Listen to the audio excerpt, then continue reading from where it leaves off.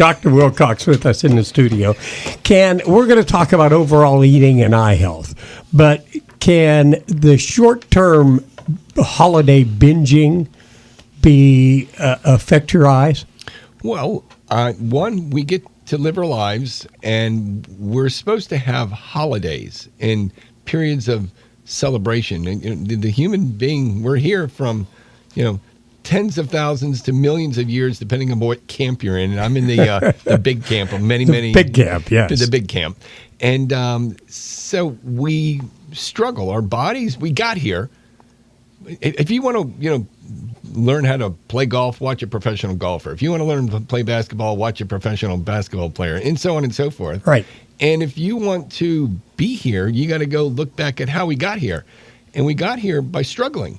And we had periods of starvation in our days, months, years, and lean times of forced fasting, which we're now finding that fasting, when you don't put a bunch of things into your body and you get rid of these dead and dying cells in your body, it cleans you out.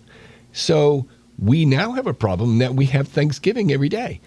And, well, I hadn't heard it said like that, but you're right. But we do. You're right. When you look at the world and all the people in the world, and in America, breakfast, lunch, and dinner, and 1 million carbs, calories, and it's bad. It causes lots of problems. And the longest lived, healthiest people on this earth are poor people who live at the base of mountains. Poor means they don't eat often because they don't have access to it. But when they do eat, it's mineral-rich, good food, and they have quality things that go in to make their body.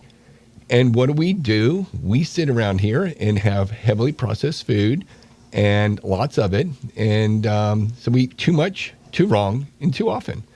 That book I handed you. Yes, right, it's called Ancestral Dietary Strategy to Prevent and Treat Macular Degeneration. Okay, so that's an eye doctor, Dr. Chris Knobbe, Knobbe, and people should go get his book at cureamd.org. Will the average person be able to follow it? Yes. Okay. And what he did was he went on a personal venture because he had an inflammatory problem and rheumatoid arthritis, if I recall, and they were going to put him on he's a doctor, and they were going to put him on one of these Humira-like medicines. Sure. And he said, I'm going to go look into other things. And now he specializes as a doctor in macular degeneration education and treatment and studies. But that book shows the beautiful charts, one after another, that shows that many diseases didn't exist, weren't recorded. So all the recording of diseases started to spike at the introduction of cottonseed oil and processed food, World War I, and chart after chart after chart. And so the interesting tie-in is, being an eye doctor, there are some tools that you can use to look in the back of the eyes, and people who wrote journals, pictorial, they had to draw them because we're in the cameras there. The same guys who were writing these atlases didn't mention macular degeneration, and then they kind of mentioned it, and then they're skyrocketing, and it's all tied and linked into the processed foods. Well, let me ask you, just in skimming quickly through this book, 20% of our daily consumption is wheat. Now, is wheat bad? Well, which wheat? The stuff that is natural and whole grain. And when you take wheat and then what's today's wheat made out of? GMOs. There's a lot of glyphosate in there. Roundup. If you have Roundup in your garage, you're probably in your kids. It's not a good idea. So you're talking about when I buy a loaf of white bread. Well, the problem is, and this is another thing. This is the toxicity. Okay, so we're the processed food is bad. The sugars are bad. Cancer loves sugar, but and then you have all the pesticides and things. Excuse me. Yes, sir. Things that go into how do we farm these days. So you have all these chemicals that go into killing the weeds so you can have bigger crops. and the seeds have been modified.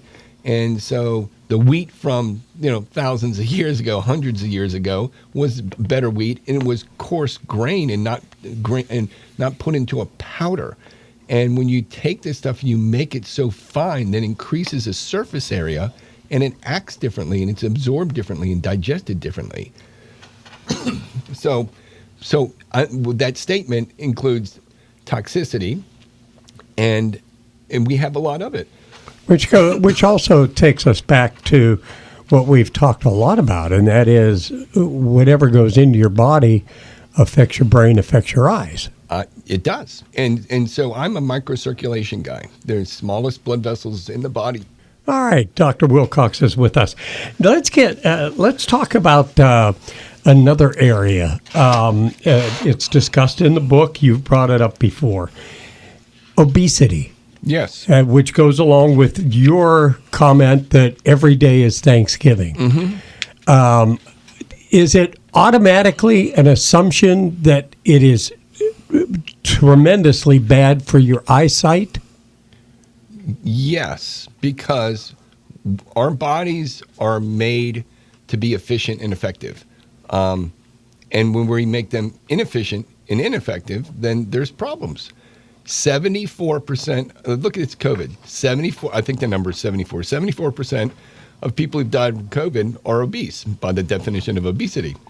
Which has changed over the years. And yes, and so what happens is if you tend to find in that, being that population, you usually have poor intake and a poor immune system. Your body is constantly managing this, the calories in the quality of the food that created that situation, and the lack of exercise usually tied to that. So if you're just going to sit here and it's not a stereotype, it's true. You got that way because you're too much, too wrong, too often.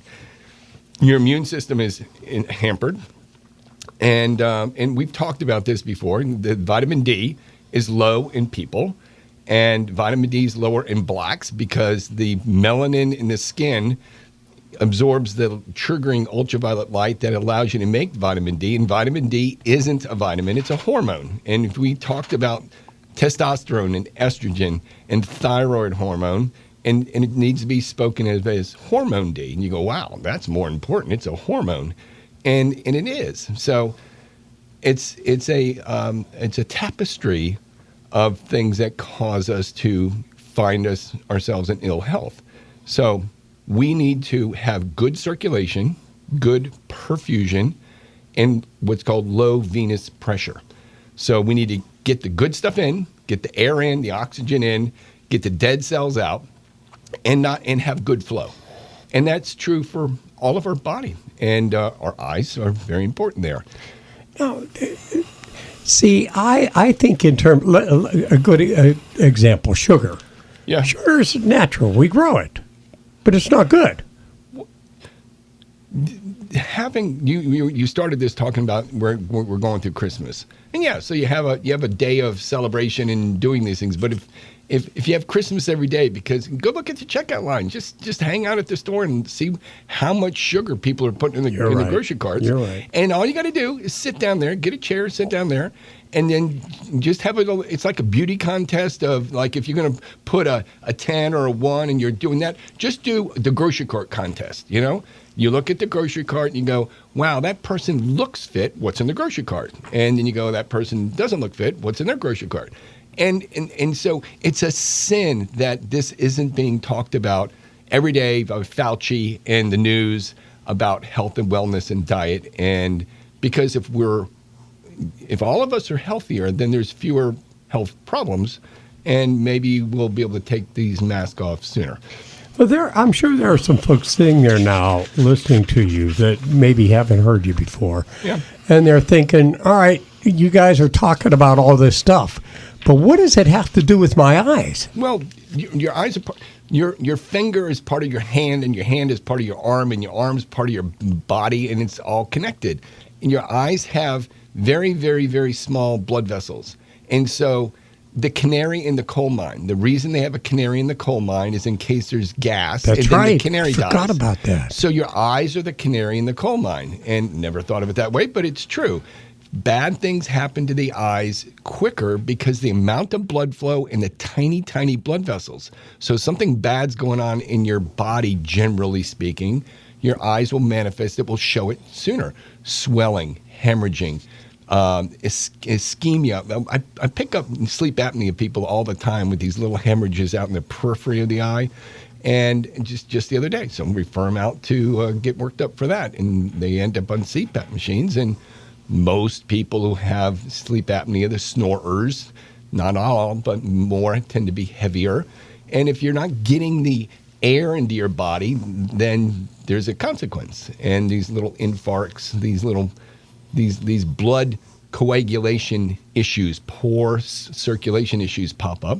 And we know that the eyes are part of the brain, and you will have dementia quicker, sooner, faster, and we see it in the eyes. I can find something in somebody's eye, a thinning issue, using the technology we have, and we can forecast if you're going to have dementia quicker, sooner, faster, more likely. And people some people don't like to hear it, and not me, because it hasn't manifested itself yet. And so I have in this picture here. Okay, this was a leaflet from, it's called A Brighter Brain at Every Age, and there's an MD, a dentist, and a pharmacist, and myself, and we spoke.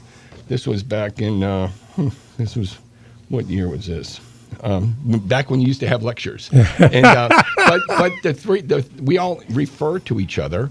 And so the MD sends us, in my practice, patients who she treats for dementia with this Bredesen protocol. And because I can look at the eyes, and we co-manage these things. And there's things that we do at our practice that help people, and we've helped recover people from early stages of dementia. And we have cases, multiple cases to prove it. And so and speaking of the Bredesen protocol, Bredesen, he has now hundreds of dementia patients who are improving by going through a litany of things they have to do. And it's basically be good. It's be good. You got to stop stuff, take stuff, and do stuff. So back to the eyes and nutrition in these 9 books I have out here. I'm an eye doctor.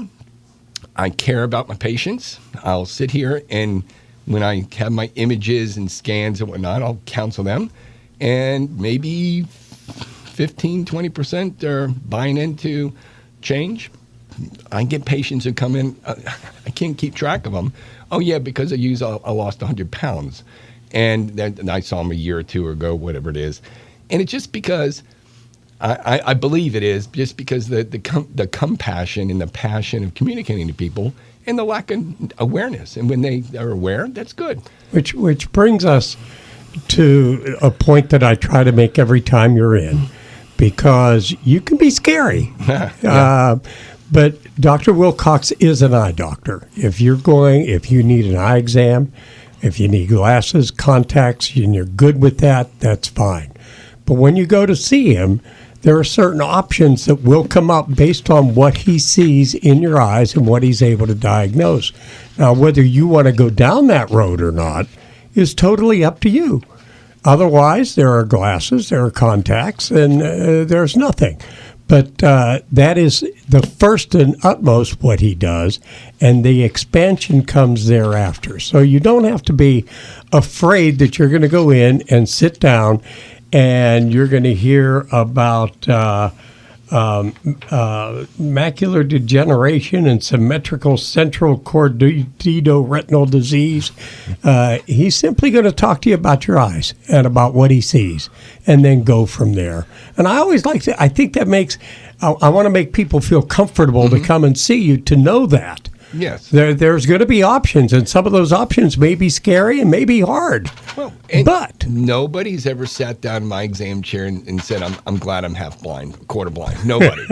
And so it's serious. Yeah. So it's my job to mix in the silly jokes that I tend to do because that's my DNA. But to let people know the good news and the bad news.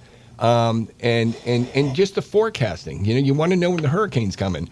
And you want to know these things, and some people can be prepared, and some people aren't. Right. And it's great. So the eyes are the window to the soul, the old saying, but they really are, because it's brain tissue, and what's going on with the nerves and the structure and the blood vessels, and the poor circulation or good circulation, the pressure in the eyes, all these things spill over into the whole wellness of the body. And he is located at the Point. Yep. Better check and see. Are your holiday hours going to be a little weird?